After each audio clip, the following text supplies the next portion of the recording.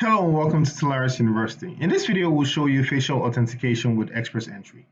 Now we assume in this video that you have XPressEntry installed, which you see in the middle of my screen here, and that you have your handheld installed and connected, which you see on the far right of my screen. Now the very first thing to do for facial authentication is to ensure that you have the best quality of images coming into XPressEntry. Let's go to Tools and select Settings. And under Reader Profiles, you want to ensure that you are sending the full images to the handheld. Now this may cause your handheld to sync a little bit slower, but it would ensure that you have the best experience when you use facial authentication. Now the very next thing to do is to go into handheld functionality and enable this feature. So let's go into handheld functionality here and enable facial matching and hit save. On your handheld, you should see the facial authentication icon pop up on the handheld screen.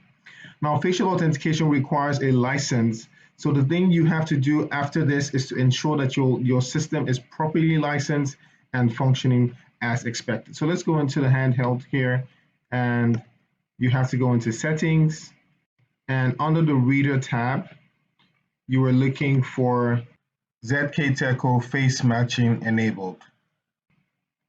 Now you should see your handheld pulling all the images once you enable this feature.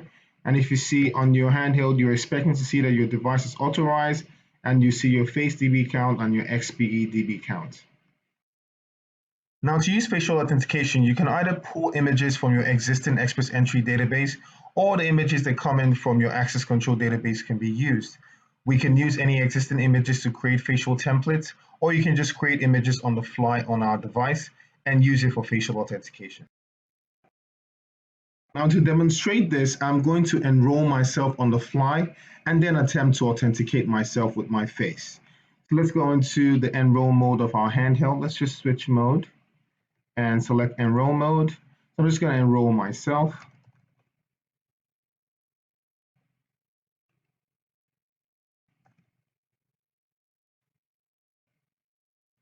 Now just select the badge to use for this enrollment.